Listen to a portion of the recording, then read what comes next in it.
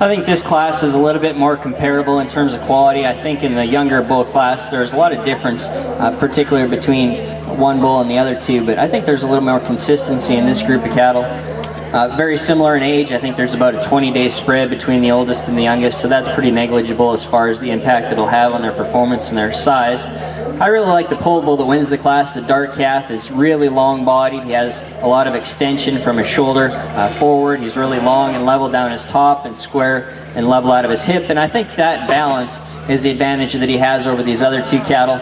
I also like his structure. I think up front he's probably the most correct in the angle to his shoulder, how he's laid back and blends in at the point of his shoulder, and then how he goes so level from the middle of his knee down to the ground. I think the other two cattle, to me, are a little bit straighter or more elevated in the angle to their shoulder, perhaps a little bit farther over at their knee than what they need to be, in my personal opinion. So that's why I like this dark red calf. From the side, he's got a beautiful profile. He's really deep-sided, very uniform in his look and his depth of body from forward to flank. He's also the largest testicle animal in this particular class. He's really correct in his testicular suspension.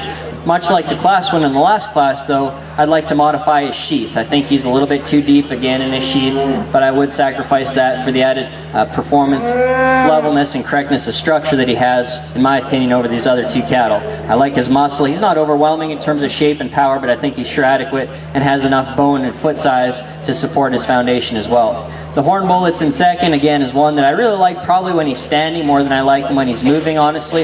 I think he's deep bodied. He's got a nice, bold, big round curvature to his rib cage as you look at him from the side and from behind.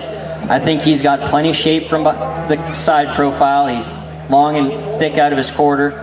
When I look at him from the side up front, I think he's a little bit open in his shoulder, a little bit straight in his shoulder, as I mentioned. And then to me, he just gets a little bit over at his knee. And I think that really shows itself when he starts to move about the ring. He's just maybe not quite as sound structured up front, particularly as what this calf is that wins the class. From behind, I think he's also narrower constructed. He doesn't have the width from his hock to the ground as what the dark red bull does. But I do like his center body. He's really deep-sided, a bull that I think should maintain his body condition when he's breeding pretty easily. And then the bull on the far side, again, he's very similar to the top two cattle, and he's got plenty of rib shape. He's deep-bodied. He's sufficient in terms of muscle. My concern with him is maybe just a performance level. He's a little bit shorter bodied. I read him as being shorter and maybe rounder out of his hip.